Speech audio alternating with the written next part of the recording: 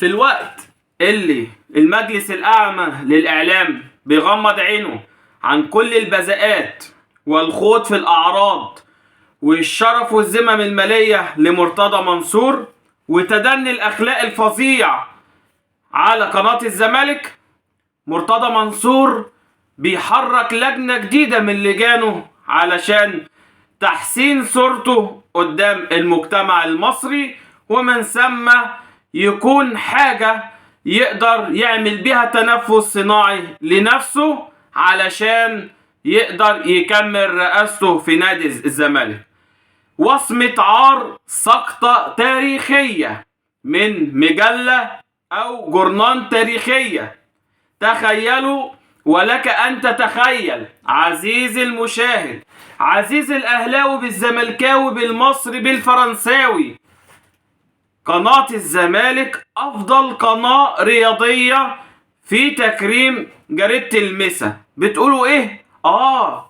في الوقت اللي العالم كله بيستنكر الأفعال الفاحشة ودعم المثلية في العالم العربي كله وفي كاس العالم، لك أن تتخيل عزيزي المشاهد الفاضل إن مجلة المسا بتدعم تدني الأخلاق، الخوض في الأعراض والشرف والذمم المالية والألفاظ بلس 18 و20 و19 وسعد زغلول باشا كمان بالمرة،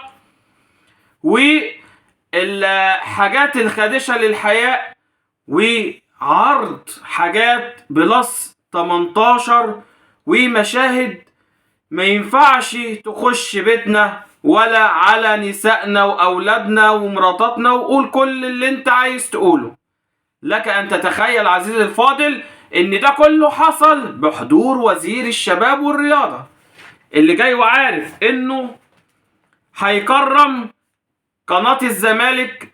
وتخيلوا ان التكريم كله رايح زملكاوي، يعني طارق يحيى احسن مقدم برامج، الدرديري اللي ما بيعرفش اصلا الكرة مدورة ولا مربعة احسن ناقد رياضي، خالد الغندور اللي بيطبل على طول برضو خد احسن مذيع رياضي. وكأن المذيع الرياضي دي ايه بقى يا جماعة؟ يعني متفرعة الأذرع، هو واحد بياخدها، خدها طارق يحيى وخدها خالد الغندور. واحسن برنامج هو برنامج زملكاوي، احسن برنامج هو برنامج زملكاوي، احسن فريق هو الزمالك، احسن لاعب سيد زيزو، احسن مدير كرة امير توفيق، احسن رئيس نادي هو مرتضى منصور. يا نهار ابيض، يا نهار ابيض، ما احنا ما ينفعش نقول حاجة تانية، نقول يا نهار ابيض.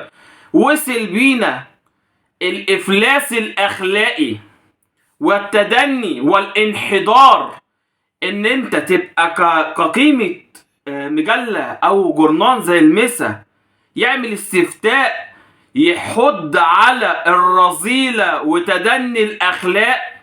ما انا لما اطلع اعمل اشارات خدشة بايدي وفيها ايحاءات جنسية ده حاجة من رذيلة.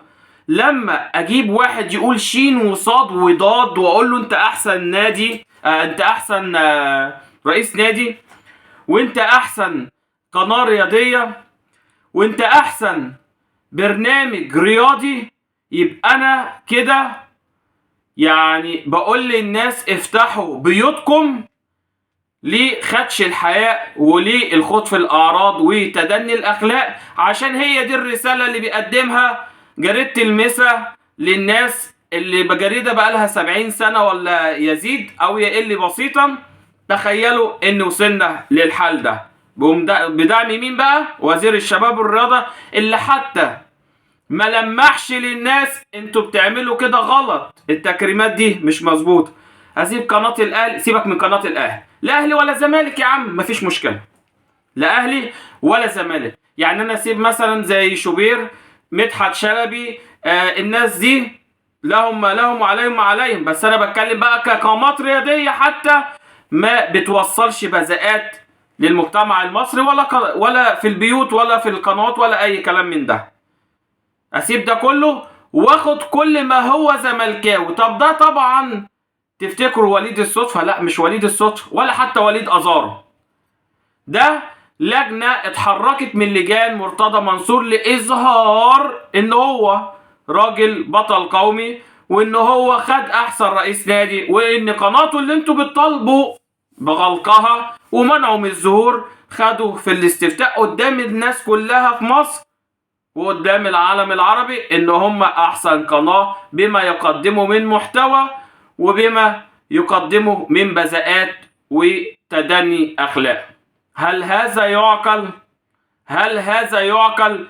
مجلس أعمى للإعلام ولا بيحقق ولا قادر يفتح بقه مع تكريم جريدة المسا لكل ما هو زملكاوي عليه العوض ومنه العوض. مستنيين العفو من ربنا يجعله في تدخل الرئيس عبد الفتاح السيسي لمنع الانتهاكات الصارخة دي علشان يبقى مجتمعنا نضيف شريف عفيف. سلام عليكم.